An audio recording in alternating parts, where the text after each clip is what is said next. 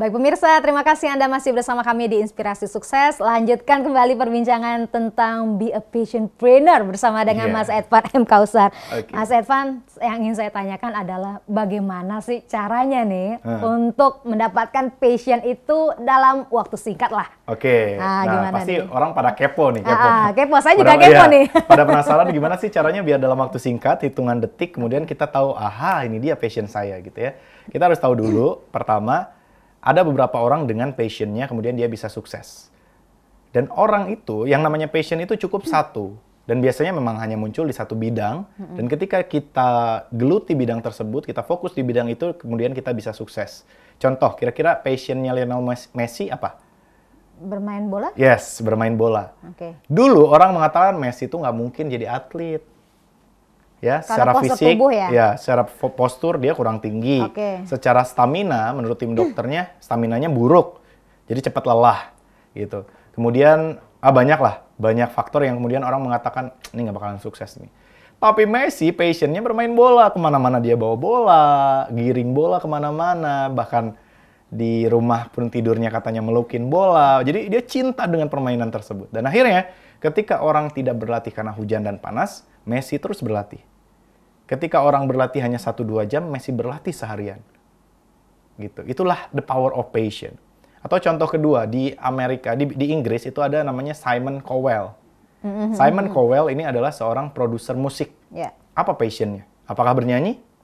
Tidak. Dia tidak bisa bernyanyi. Dia bahkan nggak bisa mainin alat musik. Tapi apa passionnya? Passionnya pemirsa, ternyata Simon Cowell yang seringkali dianggap sebagai juri yang galak gitu, yang killer, ternyata passionnya adalah mendengarkan musik. Jadi dia seumur hidupnya, setiap hari, setiap waktu dia dengerin musik, sampai akhirnya dia expert mendengarkan musik, dia ahli mendengarkan musik, dan dia tahu mana musik yang layak jual, dan mana musik yang tidak pantas untuk dijual, tidak cocok untuk dijual. Dan akhirnya dengan tangannya lah, karena passion tersebut, dia menciptakan Westlife, One Direction, dan lain-lain.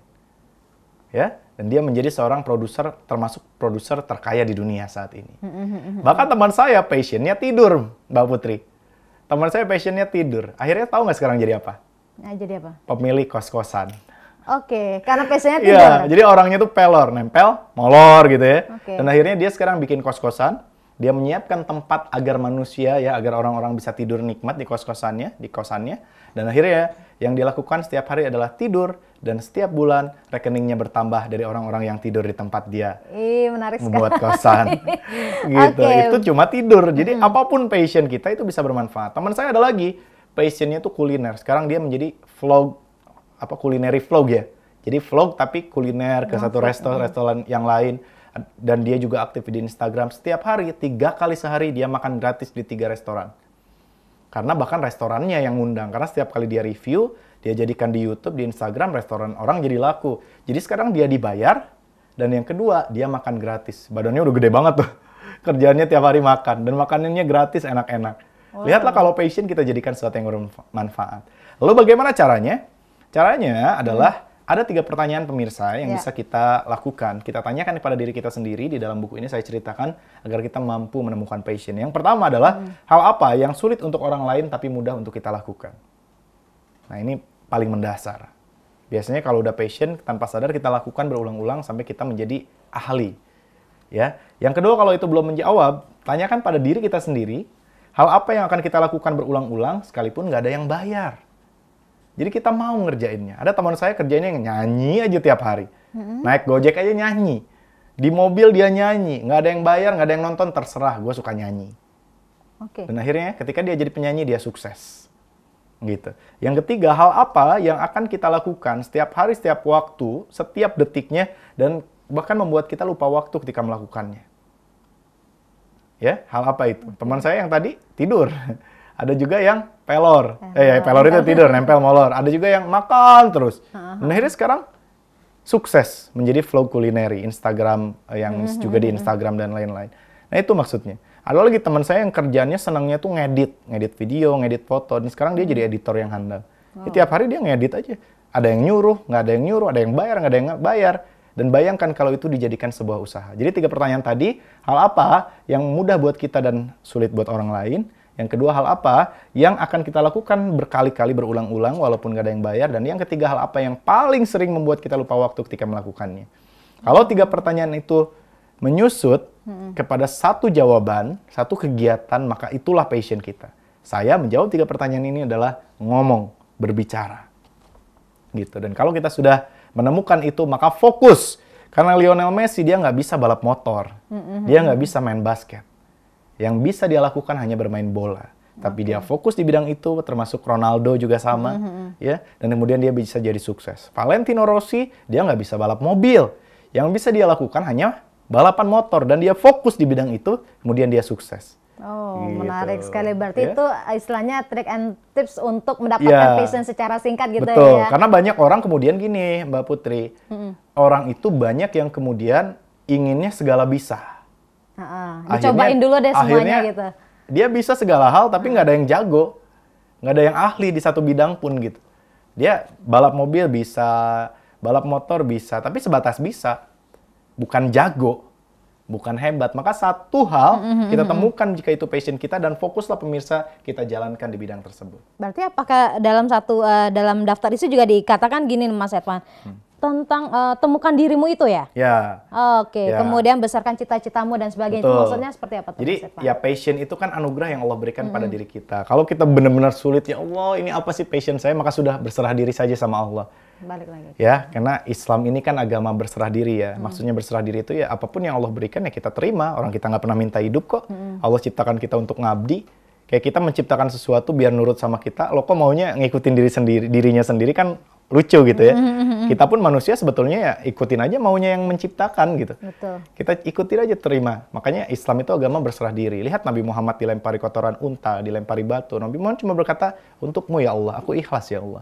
Nabi Musa ditinggalkan kaumnya, untukmu ya Allah. Nabi Ibrahim, ya semua. Anaknya disuruh disembelih, ya untukmu ya Allah. Nggak pakai, gimana sih ya Allah, tega banget. Enggak gitu. Termasuk kita pun dalam menemukan passion, bisnis, bahkan pekerjaan, sudah serahkan diri kita sama Allah. Katakan ya Allah, saya nggak tahu hidup saya harus seperti apa. Maka Allah dulu, Allah lagi, Allah terus, Allah saja. Saya nggak tahu ya Allah saya harus ngapain. Maka aku serahkan diriku kepadamu ya Allah. Tuntun hati hamba, tuntun langkah kaki hamba, tuntun tangan hamba, tuntun pikiran hamba untuk menemukan jalan yang kau ridhoi. Dan insya Allah, kalau kita sudah serahkan diri kita sama Allah, semesta itu seolah-olah Allah berikan kepada kita. Jadi saya dulu, ya Allah saya pengen usaha, tapi saya bingung usahanya apa, modalnya dari mana, orang-orang yang bisa saya pekerjakan siapa, ya saya nggak tahu ya Allah. Saya bingung, saya hanya minta sama Engkau ya Allah. Jadi Allah temukan orang yang tepat, Allah berikan modalnya, Allah beritahukan juga melalui jalannya, bidang apa yang harus kita geluti dalam usaha. Nah, maka ada salah satu bab yang membahas berserah diri pada Allah, temukan dirimu, maka akan menemukan Tuhanmu dan menemukan passionmu. Luar biasa. Berarti bisa dikatakan awali juga dengan niat yang lurus, insya Allah akan mendapatkan kesuksesan yang sejati. Betul. Karena di bab pertama tuh saya bercerita tentang luruskan dulu niatnya pemirsa. Banyak orangnya itu pengen usaha karena untuk memperkaya diri. Itu yang membuat orang sulit kaya. Maka niatkan untuk bermanfaat bagi umat, bagi Islam.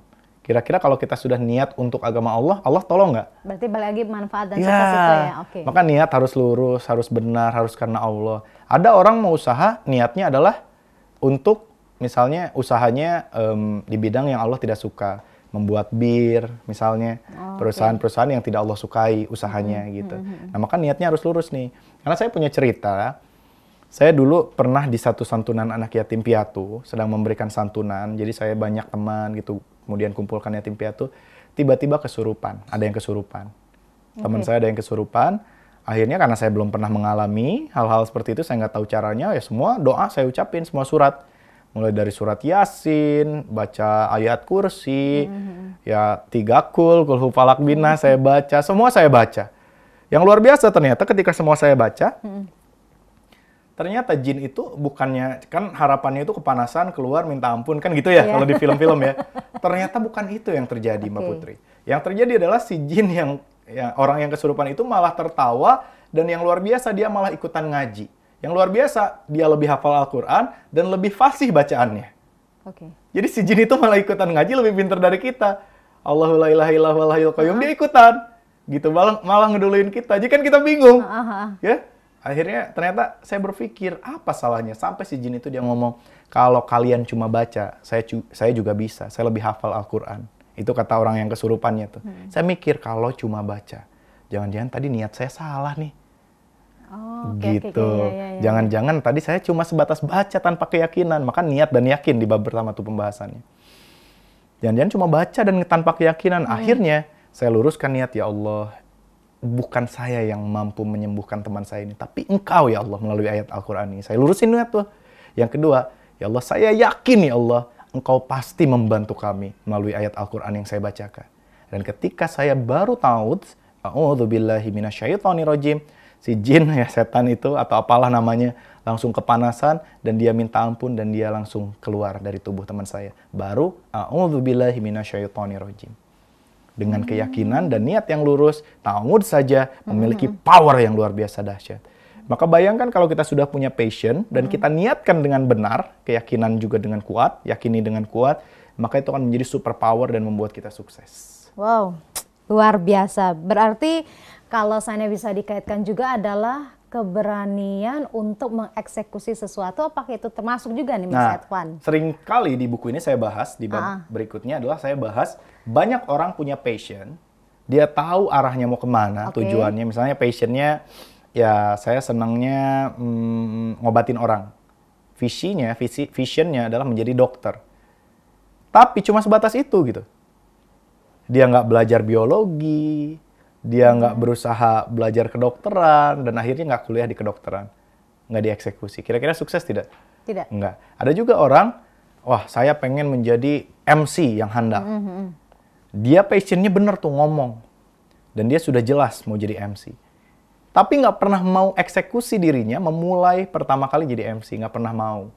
Nah, dengan cara seperti itu, apakah kita bisa sukses? Sedangkan kita tidak pernah berani mengeksekusi? Pasti tidak. Maka ada bab berikutnya yang menjelaskan tentang tidak hanya memiliki passion dan tujuan, tapi kita pun harus berani melakukan sekarang juga tanpa tapi dan tanpa nanti. Oke, lakukan sekarang juga, tidak usah ditunda-tunda gitu ya. Eksekusi sekarang juga. Oke, baik Mas Edvan, sebelum dilanjutkan kita harus break lagi sejenak.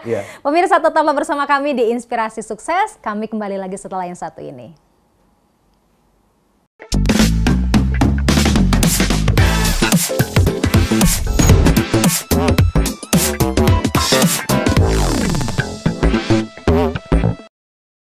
Marketing, spiritual, culture building, MC, outbound, dan storytelling.